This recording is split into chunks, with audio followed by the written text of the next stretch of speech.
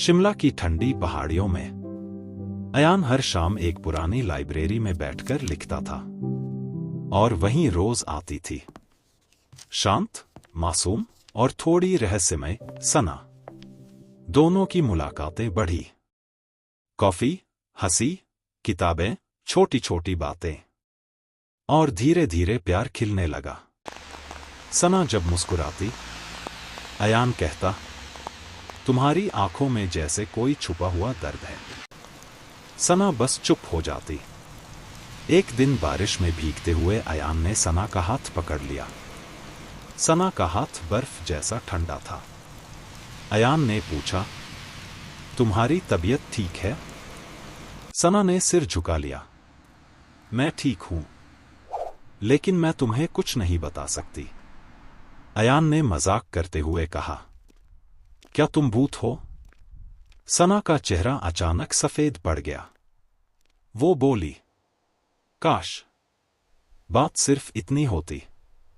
अयान ने देखा कि सना हर शाम 6:45 के बाद गायब हो जाती थी। एक रात उसने उसे फॉलो किया। सना अंधेरी सड़क में एक पुराने बंगले के पास रुकी। वो मुड़ी और पहली बार अयान को देखकर बोली, तुम्हें नहीं आना चाहिए था। अचानक हवाएं तेज हो गईं और बंगले की खिड़कियां खुद ब खुद खुलने लगीं। सना का चेहरा बदलने लगा, पीला, सूखा, और उसकी आंखों के नीचे गहरे काले घेरे उभर आए। सना रोते हुए बोली, अयान, मैं 3 साल पहले मर चुकी हूं। इस बंगले में मेरी हत्या हुई थी। मेरी आत्मा यहां बंधी है और हर शाम 7 बजे मेरा दर्द जाग जाता है।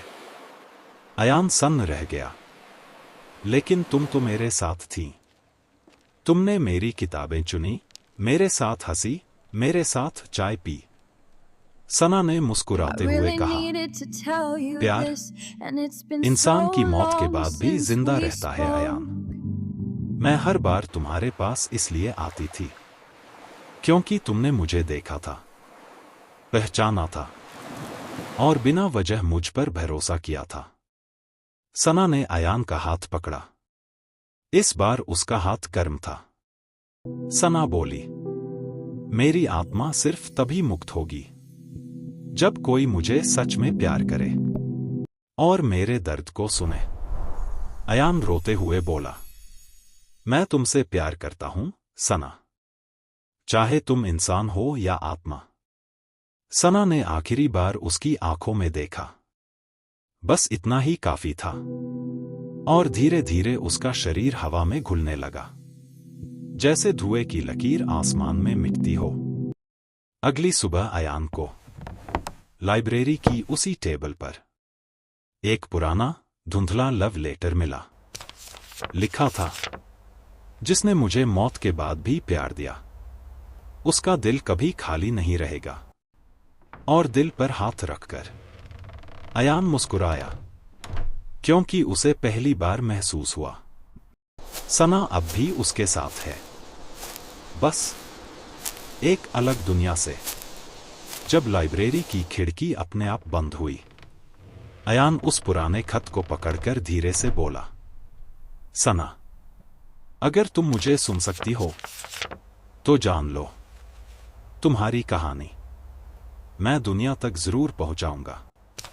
और उसी वक्त टेबल के ऊपर रखा खत हल्का सा हिलने लगा, जैसे किसी ने हाँ में जवाब दिया हो।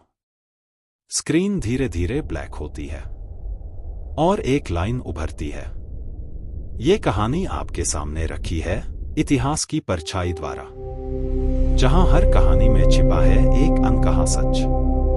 धीमी हवा की आवाज, हल्का सा फुसफुसाना, हम वापस आएंगे।